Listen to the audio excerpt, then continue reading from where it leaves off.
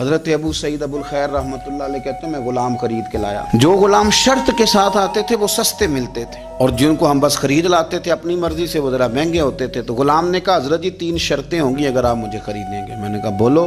کہنے لگا پہلی شرط یہ ہے کہ میں سارا وقت آپ کی بات مانوں گا، پر اذان ہوگی تو پھر میں کسی کی بھی نہیں سنوں گا، پر میں جانوں میرا رب جانے. میں نے کہا قبول ہے. کہنے لگا دوسری شرط یہ ہے کہ دن کے وقت بات مانوں گا، رات کو نہیں مانوں گا.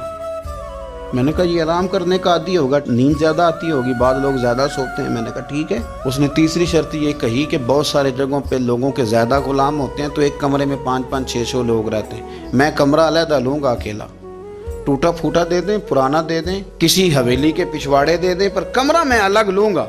کہتے میں نے کہا یار یہ بھی قبول ہے. میں اسے گھر لے آیا. میرے دل میں تھوڑا تھوڑا کھٹکا تھا کہ یہ کہتا ہے میں وقت پر نماز کے لیے جاؤں گا، کہیں کام چوری نہ کرے، لیکن فرماتے ہیں یہ تو کام دوسروں سے زیادہ کرتا تھا اور توجہ سے کرتا تھا اور ذوق سے کرتا تھا. 2 دنوں کا کام 1 دن میں کر جاتا. فرماتے ہیں ایک رات کسی مجبوری کے لیے مجھے کوئی پیغام آ گیا، کہیں جانا تھا. میں اور میری اہلیہ اٹھے، حویلی کے پیچھے ایک پرانے کمرے میں وہ رہتا تھا. جب ہم اس کے قریب سے گزرے تو اس کے کمرے کی عجیب حالت دیکھی کہ زمین سے آسمان تک نور ہی نور.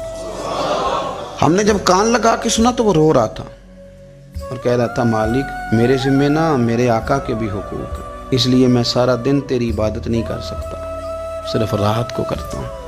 مالک اگر میرے ذمہ تو نے یہ ڈیوٹی نہ رکھی ہوتی تو میں سارا دن بھی تیری بارگاہ میں حاضر رہتا، میں قرآن کی تلاوت کرتا، میں تیرے محبوب پہ درود و سلام پڑھتا، میں یہاں آ جاتا تیری ہی بارگاہ میں، پر میرے حقوق ہیں. اللہ وہ جو دن کی میری غفلتیں ہیں وہ معاف کر دے. حضرت فرماتے ہیں بڑا ذوق بڑا شوق، ہم نے جہاں جانا تھا گئے نہیں، واپس آ گئے. رات ہم نے اس کو مداخلت کرنا اور تکلیف دینا مناسب نہ جانا. صبح کی نماز کے بعد میں نے طلب کیا اور میں نے اسے بلا کر کے کہا کہ میاں تو آج کے بعد آزاد ہے، ہماری کوئی ذمہ داری تیرے اوپر نہیں، تو سارا دن قرآن شریف پڑھ، درود پاک پڑھ، اپنی مرضی سے چل.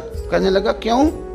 جلال میں غصے میں بات کرنے لگا. کیا مطلب ہے آپ کا؟ میں محنت کروں گا، کام کروں گا، یہ آپ کیا کہہ رہے ہیں؟ تو فرماتے ہیں میں نے اس سے کہا کہ رات نہ ہم نے تیرا منظر دیکھ لیا، تیری دعائیں تیری التجائیں، رب کے ساتھ تیرے رشتہ ہم مطلع ہو گئے. کہتے ہیں ہم نے یہ کہا تو اس نے آسمان کی طرف دیکھا، پھر نظر جھکائی. کہنے لگا مالک تو نے تو راز ہی کھول دیا. اور پھر کہنے لگا اللہ یوں نہ کر، تیرے میرے پردے ہیں، ان پردوں کو نہ کھول. یہ لفظ کہے زمین پہ لیٹا، کلمہ پڑا، روح ہی پرواز کر گئے. عرش فرشتے بانگا ملیاں، مکے پہ گئے شور. بلے شاہ سا نہیں مرنا، اے تے مر گیا ہی کوئی ہور.